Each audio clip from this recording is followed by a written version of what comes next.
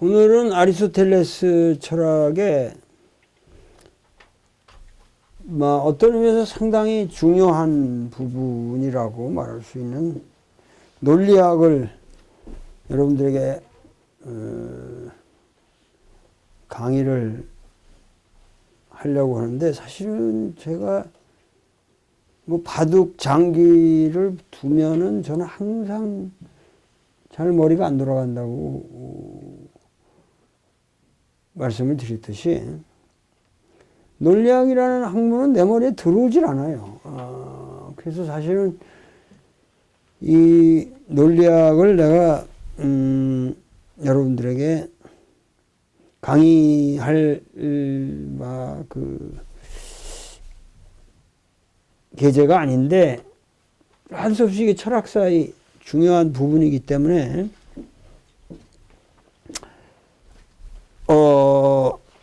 아리스토텔레스는 오르가논이라는 이제 책이 있었는데, 이게 뭔가 메소드라는 의미, 방법이라는 의미고, 뭔가 탐구의 방법, 이런 의미인데, 아리스토텔레스는 철학을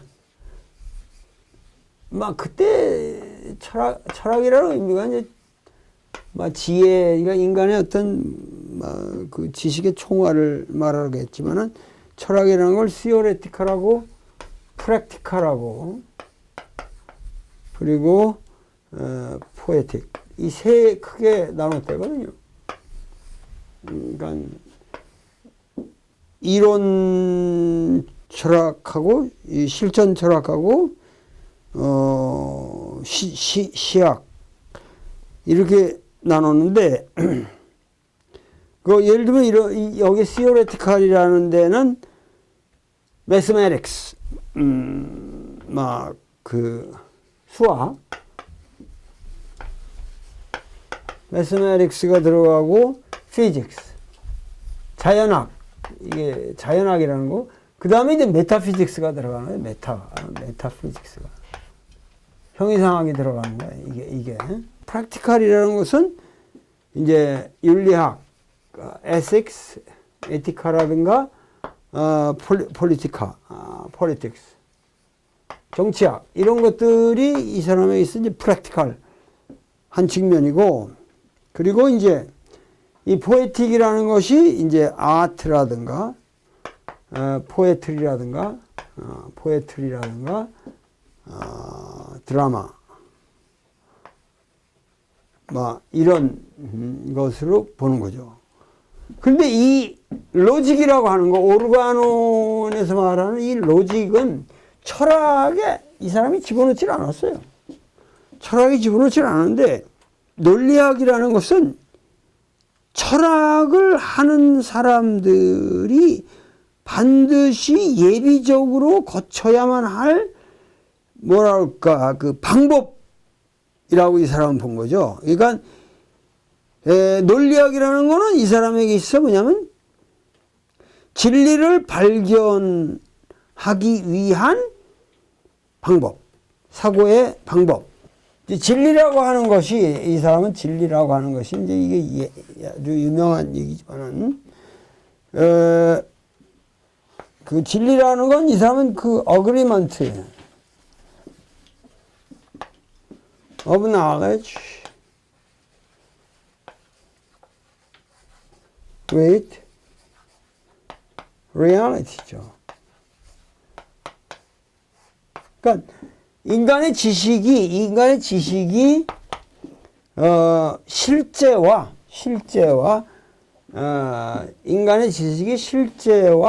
부합하느냐 안 하느냐.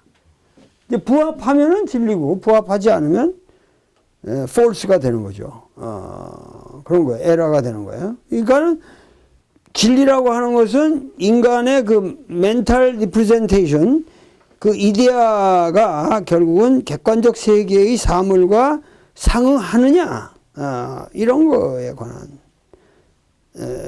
것이라는 거죠. 그래서 결국은 로직이라고 하는 것은 이 사람에게 있어서 로직이라고 하는 것은 결국 그 바른 correct inference죠. 사고의 그 바른 추론이에요, 추론. 바른 추론의 논리. 어떻게 그 우리가 바르게 추론을 하느냐. 그런데 그 결국은 아리스토텔레스 논리학이라는 게 알고 보면 복잡한 게 많은데 알고 보면은 결국은 여러분들이 잘 아는 대로 실로기즘 하나예요. 실로기즘. 그러니까는 3단 논법이라는 거죠. 모든 사람은 죽는다. 소크라테스는 사람이다. 고로 죽는다.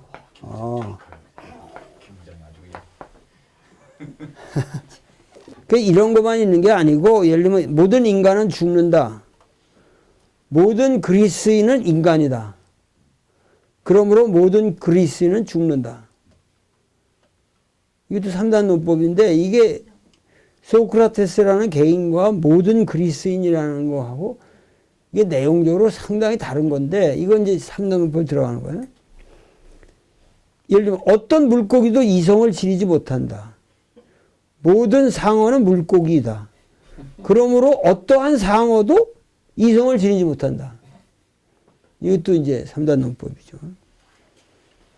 모든 인간은 이성을 지닌다. 어떤 동물은 인간이다. 그러므로 어떤 동물은 이성을 지닌다. 어떤 그리스인도 흑인이 아니다. 어떤 사람은 그리스인이다. 그러므로 어떤 사람은 흑인이 아니다.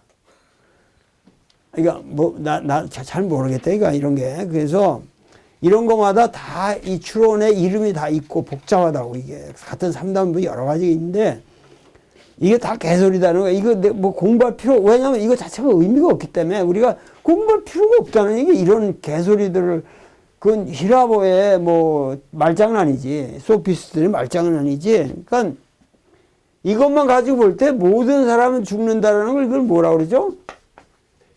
대전제 아니에요. 그러니까 대전제에서 모든 사람이라는 것이 지금 주어가 되고 지금 죽는다는 걸 술 불어놓고 아니에요. 그런데 이 모든 사람들의 부분인 소크라테스가 사람이다. 그래서 모든 사람이라는 개념 안에 소크라테스 들어가니까 소크라테스는 죽는다라는 이게 소전제인가? 대전제고 소전제고 이게 결론이 된다 이건데, 여기서 이제 이러한 것을 소위 말해서 연역이라고 그러는 거예요. 연역. 응? 연역. 그러니까는 연역이라는 거는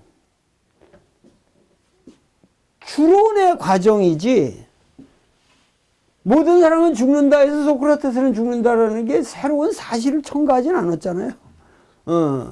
모든 사람이 죽는다라는 것에서 이미 팩트가 됐으니까 이건 새로운 사실 추가가 없단 말이에요. 이게 연역이란 말이에요. 이런 것이, 이런 그 사고의 법칙이 우리가 사실은 일반 생활에서 상당히 많이 활용하는 논법인데 이제 이거를 수학과 같은 그 인간의 언어의 어떤 형식을 말했다는 것 자체가 굉장히 획기적인 거라는 거지. 그리고 더군다나 그 히람 문명이 그 건강하게 이렇게 디베이트를 할 시기에 이 작품이 쓰여졌으면 인류 사회에 굉장히 기여를 했을 거라는 거예요. 이 러셀 말이. 근데 히람 문명이 쇠퇴해가는 막판에 이런 걸작이 특이한 작품이 나오는 바람에 이게 2000년에 인류를 구속하는 권위로 살아남았다는 거예요. 예? 그러니까 히람 문명이 사라져가는 막판의 걸작품인데 이거는 사람들이 감히 디베이트를 못하는 거예요. 절대적인 권위가 된 거예요. 그래서 그 아리스토텔레스의 3단 논법적 논의가 모든 우리 종교적 아기먼트의 신부님들이 인간을 다 구속하고 이런 모든 논법, 뭐 하나님은 전능하시다, 뭐 그런 걸 하나님은 뭐 어떻게 하시고 그 인간은 어떻게 하나님께 복종해야 한다, 이런 게 다 3단 논법 아닙니까? 그거 알고 보면 다 모든 게, 그러니까 결국은 서구 문명은 이제 이런 것에서 벗어나지 못했다는 거지. 그러니까 대전제는 이거는 뭐냐면 셀프 에비던트 하다고 보는 거죠, 우리가. 셀프 에비던트. 자명한 것이라는 거야. 셀프 에비던트. 자명한 것이고, 이걸 받아들이게 되면 이 추론은 물론 정확하죠. 맞다고 보는 거지만, 러셀이 우선 이게 웃기는 게 뭐냐면, 모든 사람은 죽는다라는 게 셀프 에비던트한 명제일 수가 없다는 거지. 대개 한 150년 전 사람이 지금 살아있는 상황이 없다. 이러한 경험적 사실을 가지고 그저 동의를 하는 것 뿐이지, 이 모든 사람을 죽는다는 게 수학적 명제는 아니라는 거야. 이게. 그러니까 사실은 이 대전제 자체가 이게 문제가 있는 거예요, 이게. 그리고 지금 보세요. 모든 사람을 죽는다라는 우리가 이거 확인이 안 되잖아요. 지금 모든 사람이 다 죽는지 안 죽는 놈이 있는지, 무드셀라 같은 놈이 언제 800년 어디 살고 있는지 지금 모른단 말이야. 최근에는 뭐 Man from Earth라는 영화까지도 나와 있지만은 걔는 뭐 몇천 년을 살았잖아요, 보면은. 그러니까 모든 사람은 죽는다라는 것이라는 게 이게 셀프 에비던트한 것도 아니고, 그러니까 이거를 우리가 받아들이지 않으면 이건 무의미한 거죠, 사실. 이 추론이라는 게. 그러니까 이게 어떤 형식 논리에 이거를 떠나서 내용적으로 이거를 말할 수는 없다는 거지. 그러니까 모든 사람은 죽는다라는 대명제를, 대전제를 만들어내는 우리의 합의 과정은 뭐예요? 그거는 연역이 아닌 귀납에 의한 거예요. 그러니까는 연역과 동시에 귀납이라는 것도 연역에서 뺄 수가 없는 거예요. 벗어날 수가 없는 거예요. 귀납적 방법에 의해서 이걸 만들어내는 거죠. 귀납이라는 것은 모든 개별적 사실을 조사해서 여기서부터 도출해 가는 거기 때문에, 귀납에는 대강 뭐냐면 새로운 사실이 첨가될 수가 있죠. 우리가 이전에 몰랐던 새로운 사실이 첨가될 수가 있어요. 그러니까는 뭐 예를 들면 생물학적인 발견이라든가 뭐 이런 것들은 되게 귀납적인 거죠. 귀납적인 추론에 의한 건데, 하여튼 뭐냐면은 이 실로기즘이라는 것은 여러 가지 문제가 많다는 거지. 이것이 말이야.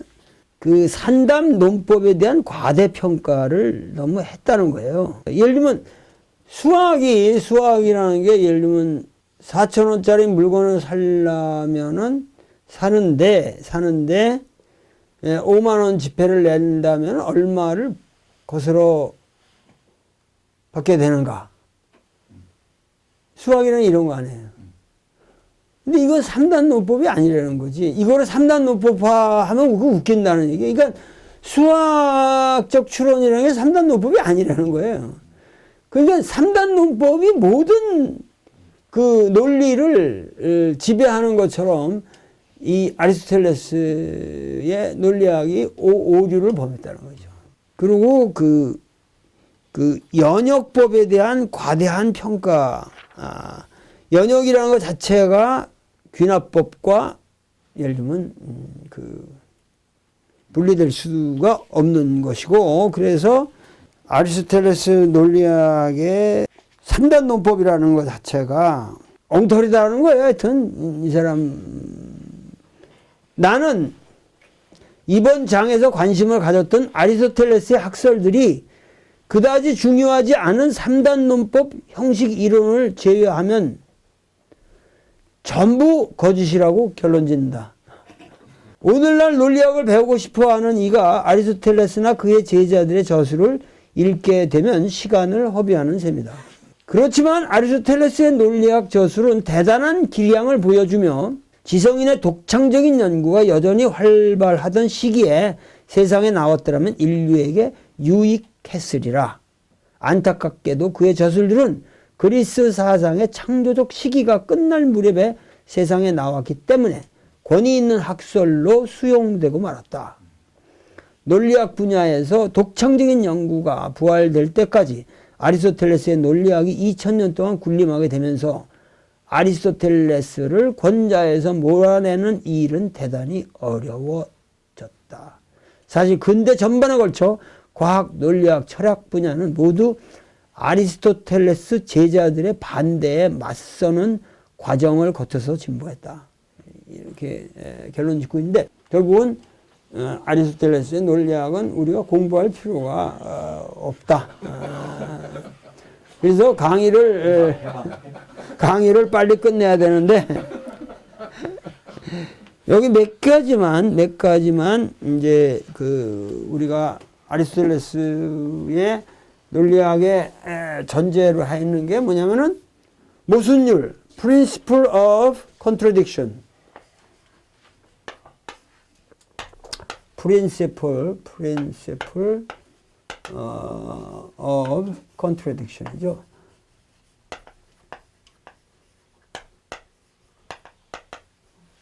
이게 무슨 얘기냐면은 하나의 명제가 동시에 참이거나 거짓일 수 없다. 이런 거죠. 그렇죠?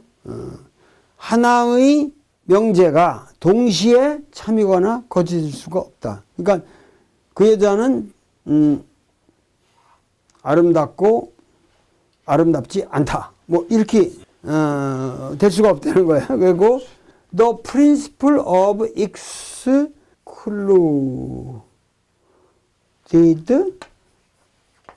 미들이죠. 이게 배중률이라는 거 아니에요? 이게 배중률이라는 거. 그러니까 하나의 명제는 반드시 참이거나 거짓이어야 한다. 그러니까 이거를 논리학의 대전제로 삼다는 게 이게 알파고죠. 그러니까 알파고, 그러니까 이 아리스토텔레스 논리학의 저차원적인 게 뭐냐면 서양인들은 결국 이것 때문에 논리가 협해졌고 과학이 발전한 거죠. 근데 우리는 뭐야? 그 여자는 이쁘고 또 이쁘지 않다. 우리 동양 언어에서 이거 한 문제 없단 말인데 서양 언어에서는 그게 안 된단 말이에요. She's beautiful and not beautiful. 이게 그 서양의 신텍스 상으로 이게 이상한 거야. 근데 우리는 그 여자 참 아름답고 추해. 아름답고 추해. 이거 얼마나 그 멋있는 표현입니까? 예, 그러니까 이런 것들이, 그러니까 익스크루디드 미들도 이것도 반드시 참 아니면 거짓이 한다는 게 말이 안 되지. 우리는 참일 수도 있고 거짓일 수도 있는 거지, 동시에. 그러니까 우리 언어하고 이게 논리학 자체가 우리 언어는 들어올 수가 없다는 거죠. 서구 논리학이 우리한테는 해당이 될 수가 없다. 그 다음에 이제 아리스토텔레스 논리학에 있어서 가장 중요한 문제가 카테고리라는 말이 이 사람이 이제 만든 말이라는 이런 것만 알아두면 되는 거죠. 카테고리. 범주라는 말인데 이게 뭔 말인지 정말 어려운데 이 러셀도 이 사람이 말하는 범주가 뭔 말인지 자기도 모르겠다는 거야. 여기에 상당히 이런 말하거든. 나는 범주라는 말의 정확한 의미를 아리스토텔레스에서든 칸트나 헤겔에서든 한 번도 이해한 적이 없었다고 고백하지 않을 수 없다. 뭔 개소리인지 모르겠다는 거지. 나하고 상당히 똑같아. 이런 의미에서. 나는 칸트의 12범주라는 게 이 아리스토텔레스에서 온 건데, 인식론에 있어서 칸트의 인식론, 나 그 개소리라고 봤거든. 나 대학 시절부터. 뭔지 이해가 안 된다. 나로서는 범주라는 용어가 철학을 할 때 명료한 관념을 표상하는 용어로서 어떠한 식으로도 유용하다고 생각하지 않는다. 범주라는 용어에 대해서 유일하게 내린 정의는 어떤 식으로든 혼합되지 않은 표현들을 가리킨다는 것이다. 막 이런, 그러니까 그 유니크하게 어떠한 경우로도 혼동되지 않는 이제 10가지 범주가 여기 말하는 게 이제 1이 substance, 그 다음에 quantity, 이거는 다 알아. 그 다음에 3은 quality, 4는 relation, 관계, 5는 location, 6은 time, 7은 position,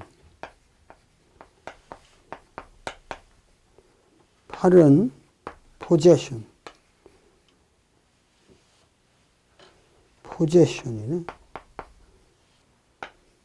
9는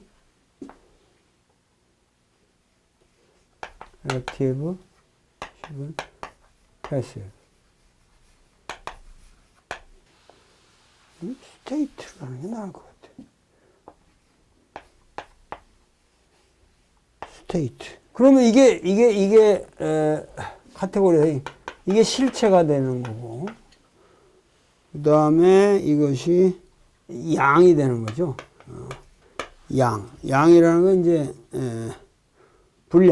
분량이 되는 거예요. 분량. 그 다음에 퀄리티라는 거는 질이면서 이거는 뭐냐면 성질이에요. 성질을 나타내는 분량이고, 양쪽으로 얼마나 되느냐. 이게 성질이 뭐냐. 그 다음에 관계. 무엇의 몇 배다. 크다. 작다. 이런 게 다 관계예요. 그 다음에 장소, 로케이션. 학교에, 시장에서, 이런 거. 장소. 그 다음에 타임은 시간. 어저께, 내년, 작년, 이런 거. 그 다음에가, 포지션, 상황이라고 번역하기도 하는데, 상황. 그 다음에 어떤 상태에 있다. 양태라고 그래, 이걸 양태. 상황, 양태. 그 다음에, 능동, 수동. 그러니까 이게 모르긴 몰라도 이게 뭐냐면, 이 카테고리라는 게 그 하나의 문장을 구성하는 서로 혼동될 수 없는 요소들 같아요. 내가 보기에는. 이 서브스탄스가 이제 이게 주어가 되겠죠, 이게. 내가, 나 홀로, 어떠한 하여튼, 빨갛게, 보다 더 많이, 하여튼, 어디서, 이렇게 다 보면은, 논리학에 있어서 인간의 사유를, 그러니까 어떤 문장을 구성하는 인간의 그 사유에 10가지 범주가 있다. 이제 이거 가지고 나중에 칸트가 그 인식론으로 발전을 하고 이런 것 같은데 이 아리스토텔레스로 시작됐다는 거는 우리가 알고 가야 한다 하는 거죠. 그런데 예를 들면 이제 그 상당히 러셀만 해도 훌륭한 것이 이 실체라는 이런 것들이 이게 픽션이라는 거지. 이런 것들이 실제로 다 그렇게 유니크하게 존재하는 거냐면 그렇지 않다. 이 실체라는 건 어디까지나 주부와 술부가 있는 언어에 있어서의 그 주어의 위치에 오는 것에 대한 착각이라는 거지. 착각. 그러니까 실체라는 게 실제로 있다라는 것이 이게 아리스토텔레스 철학의 대오류다. 프랑스는 그럴 때 프랑스는 없다 이거예요. 실제로 프랑스가 뭔지 모른다는 거예요. 러셀 말이 프랑스라는 게 어디 실체로 있느냐. 근데 그런 걸 다 실체화했다는 거죠. 서구적인 언어의 방편, 주어적 방편의 세계. 그러니까 논리적인 방편의 세계를 항상 실체화했다. 이게 아리스토텔레스의 최대 그 철학에 끼친 아주 악영향이라는 거죠. 그러니까 실체 개념은 본질 개념처럼 언어상의 편의에 지나지 않는 것을 형이상하게 옮겨놓은 결과물이다. 그 아리스토텔레스에 있어서 가장 그 이제 그 유명한 개념이 에센스라는 거죠. 에센스. 본질이라고 우리가 보통 맨날 본질 이러는 건데 이 아리스토텔레스에 의해서 이제 에센스라는 개념과 액시던트 개념이 구분이 되는 거죠. 이게 사람은 사지가 있잖아요. 근데 내가 팔 하나 없어졌다고 그래서 내가 인간이 아니다, 저 새끼가. 그냥 팔 하나 없으면 전쟁 가서 이건 사고로 이뤄도 내 본질은 지금 변하지 않잖아요. 그러나 인간으로서, 그러니까 그런 우발적인 사건이 아닌 그 아이덴티티가 근원적으로 그 주어의 아이덴티티가 변하지 않는 한 유지되는 것. 이거를 본질이라고 그러는 거죠. 그 사물의 속성들 가운데 동일성을 잃지 않고서는 바뀔 수 없는 속성. 그 예를 들면 소크라테스가 때로는 행복하기도 하고 때로는 슬프기도 하며 때로는 건강하고 때로는 병에 걸리기도 한다. 이런 속성들은 소크라테스의 본질을 이루는 부분이 아니다. 그죠? 소크라테스 언제는 뭐 웃고 언제 웃는다 이런 거 가지고 그게 그의 본질이다. 소크라테스는 웃는다. 그 웃음이 소크라테스의 본질이다. 이렇게 될 수가 없다는 거지. 인간의 본질이 무엇이냐? 그럼 인간이 속하는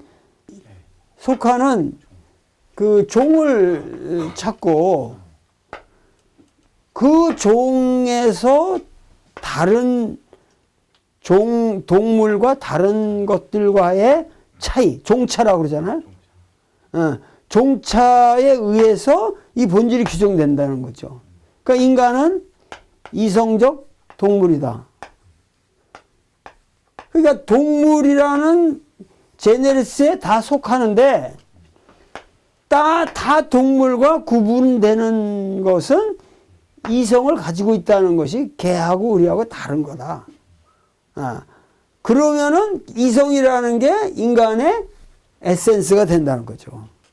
그러니까 이성이 없어지면 어떻게 되고 인간이 아닌 거죠. 아이덴티티가 아까 말한 바뀌는 거지. 그러니까 이런 거를 에센스라고 불렀는데 이게 또 사실은 개소리지 뭐 에센스라는 게. 이게 본질이라는 개념이 그런 개념이라 이 아리스토텔레스에서. 근데 이게 이 서구의 사상의 2000년을 지배한 굉장히 중요한 개념이란 말이야. 네 본질이 뭐냐. 내 본질이 뭔지 내가 알게. 근데 이 서양놈들은 그걸 따진다 이거지. 인간의 본질이 뭐냐. 그러니까 그 유명한 대로 그 누구지? 그 사르트르가 그때나 와서 인간의 실존이 본질이 앞선다. 이 유명한 얘기를 하게 되는 거 아리스토텔레스는 반발이거든. 어록빠들한테 무슨 본질이냐 내가. 씨발 하루하루 살아가는 게 나지. 그 실존이라는 말이거든. 실존이 본질이 앞선다. 그 말이 뭐 별게 아니야. 실존주의의 그 용어가 아리스토텔레스의 나는 나로서의 본질이 있다. 내 힘이 그게 어디 있어? 이 아리스토텔레스에서는 그 본질을 꼭 따진다는 거지. 그 아이덴티티가 변하지 않는 한 유지될 수밖에 없는 것. 그 사물의 속성들 가운데서 동일성을 잃지 않고서는 바뀔 수 없는 속성. 그러니까 소크라테스의 본질이 뭐 인간이란 속성이다. 뭐 이런 식의. 그 뭐 하나만 하지. 그 소크라테스의 본질이 그게 인간이다. 뭐 걔는 아니 소크라테스가. 뭔가 언어상의 편의에 지나지 않는 것을 형이상하게 옮겨놓은 결과물들이다. 이런 것들이 서양 철학의 2000년을 지배한 다 허구적인. 이거 사실 칸트의 뭐 범주론, 아주 뭐 대단한 것 같지만, 결국 그 인간의 그 언어를 구성하는 구성 요소들 중에서 유니크한 거를 이렇게 10개로 범주화시킨 것 같고, 이걸 나중에 이제, 순수이성의 범주론으로 칸트가 만든 거죠. 그러니까 이런 아리스토텔레스의 논리학에는 이런 주요 몇 개의 개념이 제기되었고, 그리고 3단 논법에 제기되었으나, 오늘날 볼 때 뭐, 이런 거 가지고 고민할 하등에 뭐가 없다. 하등에 뭐가 없다. 서양 철학이라는 게 이런 거 가지고, 2000년 싸운 것이다. 이런 거를, 러셀도 샤프하게 지적하고 있고, 나 역시 철학을 배우면서 그렇게 느꼈던 문제를, 되씹을 뿐입니다. 자, 오늘 강의는 이것으로서, 마무리하겠습니다. 감사합니다.